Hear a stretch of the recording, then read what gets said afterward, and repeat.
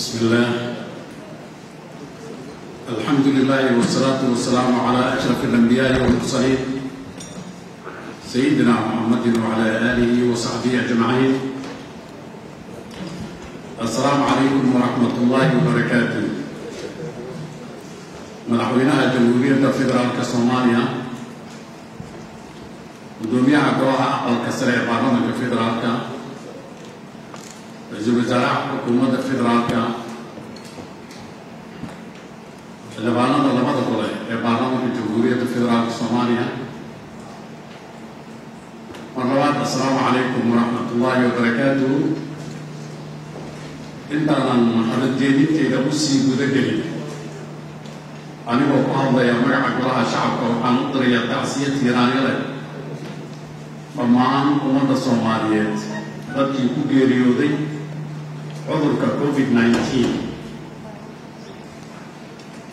waxaan si gaara tacsiya ku diraynaa eheladii iyo qaraabadii xildhibaan aadan cali xasan aadan jamhuuriya. waxaan dhammaantood ilaaha uga baryaynaa jannadiisa firdowsa inuu ka waraabiyo. mudane madaxweyne, xilka guddoonka baarlamaanka xilliyada ay furmayaan kalfadhiyada waxaa ka mid ah in laga warbixiyo kalfadhigii lasoo dhaafay, jihaynta kalfadhiga xilligaasi furmaya meesha uu ku socdo, iyo howlaha horyaalla golaha inuu warbixin ka siiyo ummadda Soomaaliyeed iyo dhammaan xildhibaanada baarlamaanka jamhuuriyadda federaalka Soomaaliya. markii uu dhammaaday kalfadhigii lixaad waxaana xildhibaanada golaha shacabka u jeedinay in fasaxooda bil keliya uu noqdo si howlaha muhiimka u ah doorashooyinka qaranka ee golaha horyaalo ay ka mid yihiin dhamaystirka 4 xeer ee sharciga doorashooyinka uu farayo, sharciga axsaabta iyo howlaha kale ee xiriirka la leh doorashada 2020 ay baarlamaanka ugu suurta gasho in waqtigooda lagu dhameeyo. fikrad fiican lagama haysanin in dunida iyo gaar ahaan dalkeena uu saameyn doono cudurka COVID-19 oo aan horay loo arag uu saameeyey nolosha qof kasta ee ku nool dunida iyo gaar ahaan dalkeena. arrintaani waxay hakisay habsami u socodka dhammaan howlihii dowladaha iyo adeegyada bulshada, waxaana la hakiyey lana xakameeyey qiibo ka mid ah xuquuqdii iyo xorriyaadkii dastuuriga ahayd ee muwaadin kasta ee ku nool dunida uu lahaa. furitaanka kalfadhiga toddobaad ee baarlamaanka tobnaad allah mahaddiisa waxaa guul weyn noo ah inaan awood u yeelanay inaan furno kalfadhiga baarlamaanka iyadoo ay dalka ka jiraan duruufo aad u adag ee uu sababay cudurka faafa ee coronaviruska. mudane madaxweyne, marka la eego xaaladda soo korortay ee faafidda COVID-19 waxay caqabad ku abuurtay howlmaalmeedkii joogtada ahayd ee baarlamaanada caalamka guud ahaan iyo gaar ahaan baarlamaanka federaalka Soomaaliya. baarlamaanka federaalka Soomaaliya sida hay-ado ama ururo kale ayaa dad tiro badan isugu yimaadaan hal meel, loogana baahan yahay inay gacan ka geystaan yareynta halista gudbinta COVID-19 iyadoo islamarkaa loo oggolaanayo wada shaqaynta lagama maarmaanka ah ee ka dhaxaysa xubnahooda iyo shaqaalaha taageera dowladda iyo shacabka. arrimaha doorashooyinka, mudane madaxweyne, ansixinta sharciga doorashooyinka qaranka ee kalfadhigii lixaad ee baarlamaanka federaalka Soomaaliya runtii waa guul weyn, hase ahaatee waxaa weli harsan arrimo saldhig ah oo ay tahay in sharciga uu qeexo. labada guddoon iyo labada aqal ee baarlamaanka federaalka Soomaaliya waxay 1 Maarch 2020 magacaabeen guddi wada jira oo ku meel gaar ah ee dhamaystirka sharciga doorashooyinka qaranka oo ka kooban 17 xildhibaan oo ka tirsan xubnaha labada gole ee baarlamaanka. waajibaadka shaqo ee guddiga waxaa ka mid ah inay la tashadaan cid walba oo sharciga qiyayntiisa looga maarmin, sida guddiga madax bannaan ee doorashooyinka qaranka, wasaaradda arrimaha gudaha iyo heshiisiinta iyo federaalka, dowlad goboleedyada dalka hay'adaha amniga xisbiyada siyaasadda iyo dhammaan ururada bulshada rayidka qiibahooda kala duwan si ay usoo diyaariyaan xeerarka hoos ku xusan ee laga sugayo inay baarlamaanka hor keenaan kow xeerka deegaaminta kuraasta baarlamaanka xeerka xaqiijinta qoondada haweenka xeerka doorashada xubnaha labada gole ee gobollada waqooyi ee Soomaaliya xeerka xuquuqda matalaadda aqalka sare ee gobolka Banaadir intaa waxaa sii dheer gudoomiyaha guddiga madaxa bannaan ee doorashooyinka qaranka Marwo Xaliima Ismaaciil ayaa loo qorsheeyey inay hor timaado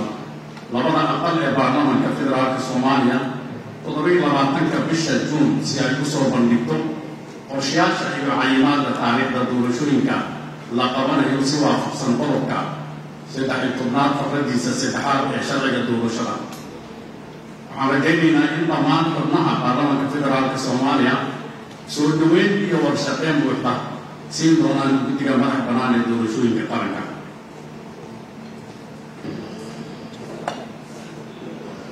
madaxweyne guddi-xileedka golaha ugu harsan oo ay tahay muddo aad u kooban haddana dhinahan u hayaan shacabka Soomaaliyeed si uu baarlamaanka federaalka Soomaaliya u soo saaro go'aano dhaxalgal ah si waafaqsan qodobka 10-aad ee qodobka 109 ee xarafka e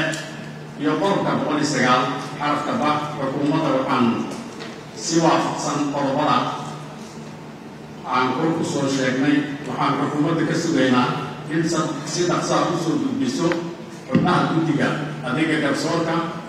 xubnaha guddiga xuquuqul insaanka iyo maxkamadda dastuurka oo muhiimad gaara u leh dhinaca doorashooyinka qaranka si baarlamaanka federaalka Soomaaliya u ansixiyo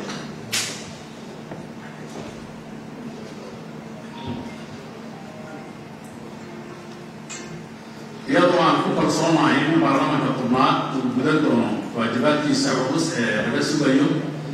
geedi socodka dib u eegista dastuurka wuxuu runtii calaamad weyn u yahay dib u dhiska dowladnimadeena Soomaaliyeed uuna noqon doono guul weyn oo dalka gaaray annagana na siin doono taariikh weyn haddaba waxaan dhammaan xildhibaanada sharafta leh ee baarlamaanka ka codsanaynaa inaan si adag kalfadhigaan uga wada shaqeyno si aan himiladaasi uga guulgaari lahayn guddiga la socodka dastuurka wuxuu soo dhamaystiray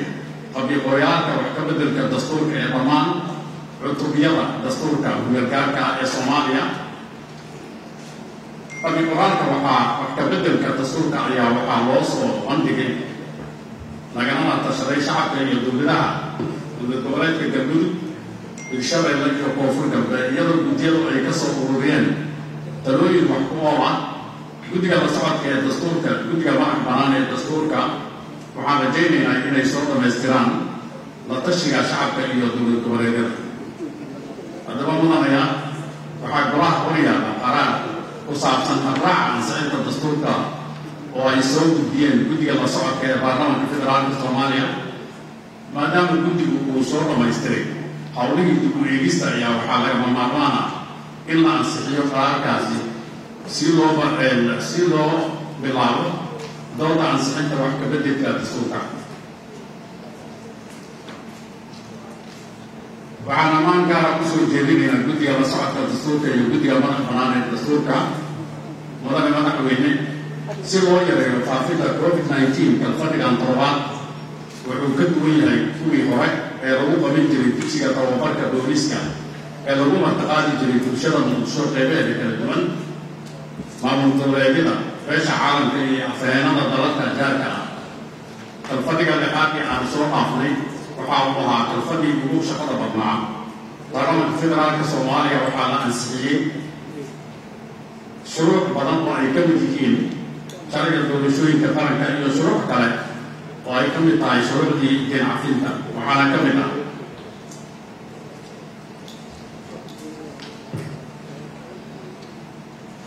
sharciga dhismaha hay'adda dadka naafada ah heshiiska caalamiga ee naafada sharciga dhismaha guddiyada la dagaalanka musuqmaasuqa wax ka beddelka sharciga dakhliga warbixinta xisaabxidhka 2017 iyo sharciyeedka liiritirka siyaasiyiinta Soomaaliyeed heshiiska midowda Afrika badbaadinta dadka ku barakacay gudaha Afrika ونقشر الميزانية لربط مسجال الكونكا heshiiska kore huseeya ilaalinta hidda-dhaqameedka iyo midka dabiiciga heshiiska ilaalinta hidda-dhaqameedka aan muluqan hidda-sharciyeedka shirkadaha ganacsiga hidda-sharciyeedka maamulka maaliyadda miisaaniyadda 2020 hidda-sharciyeedka betroolka heshiiska kamid noqoshada hay'adaha damaanadda maalgashiga tarafyada badan wax ka beddelka sharciga furdooyinka wax ka beddelka sharciga iibka qaranka dib-u-eegista sharciga saxaafadda hidda-sharciyeedka howlgabka iyo xaqsiinta ciidamada hidda-sharciyeedka istaatiistikada Soomaaliyeed hidda-sharciyeedka doorashooyinka hidda-sharciyeedka duulista rayidka ee hawada hidda-sharciyeedka tayaqoolka Soomaaliyeed